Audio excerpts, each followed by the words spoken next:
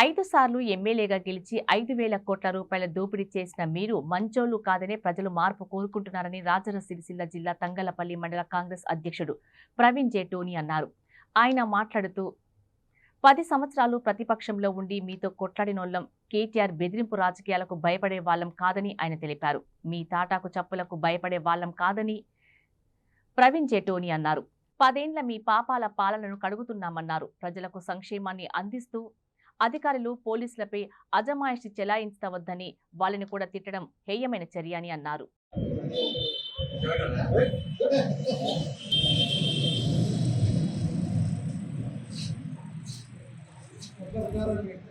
స్థానిక శాసనసభ్యులు BRS party Telangana రాష్ట్ర వర్కింగ్ ప్రెసిడెంట్ అయినటువంటి కేటీ రామారావు గారు సిరిసిల్లాలో తన పార్టీ కార్యాలయంలో ఏర్పాటు చేసిన పత్రికా సమావేశంలో విచక్షణ కోల్పోయి అధికారం కోల్పోయిన మత్తులో కళ్ళు దాగిన కోతి వలె ఈరోజు తెలంగాణ రాష్ట్ర వ్యాప్తంగా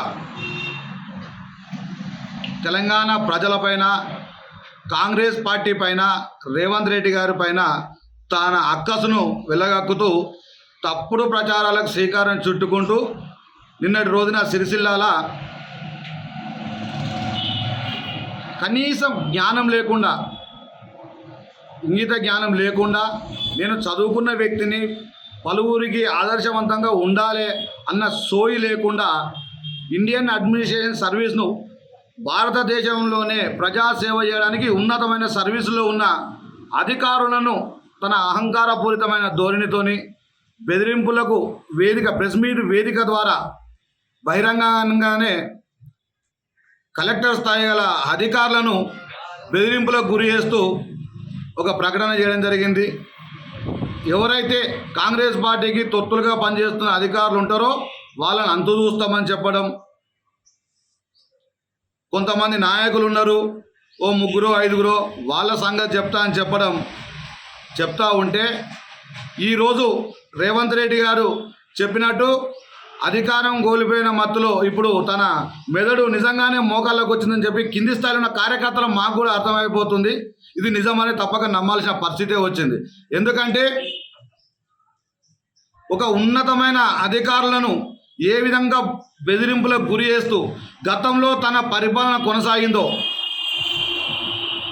ఎంత అరాచకంగా ఈ ప్రాంతంలో దోపిడీ కావచ్చు, నిరంకుశ పాలన కావచ్చు, దుర్మార్గమైన కావచ్చు, బెదిరింపులు కావచ్చు, భూ కబ్జాలు కావచ్చు, ఈ విధంగా గత ప్రభుత్వ అధికారులను ఉపయోగించుకొని దోపిడీ చేసిన వ్యక్తి, తన అనుచరులను ప్రోత్సహించిన వ్యక్తి ఈరోజు అధికారం కోల్పోగానే దీనికి కాంగ్రెస్ పార్టీ వాళ్ళు అంతు చూస్తాం, అధికారులకు కార్యకర్తలాగా పనిచేస్తున్నారని చెప్పడం ఇది పనికిమాలిన చర్య, సిగ్గు చేయడానికి అంశం.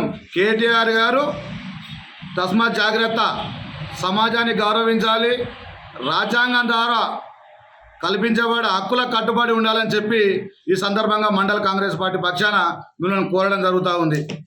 ముఖ్యంగా మీరు గతంలో ఏదైతే జిల్లా ఉన్నతాధికారులను మీరు మీ నాయకుల ద్వారా ఏ విధంగా బెదిరింపులకు గురి చేసి సిరిసిల్ల ప్రాంతంలో ఎంత దోపిడీకి గురి చేసిరో అనేది మీరు మరొకసారి సిరిసిల్ల ప్రజలకు తెలియజేయాలి. మీరు గొప్పగా నేను ఈ ప్రాంతం నుండి 5 సార్లు ఎమ్మెల్యేగా గెలిచినా అని గొప్పగా చెప్తా ఉన్నారు కదా.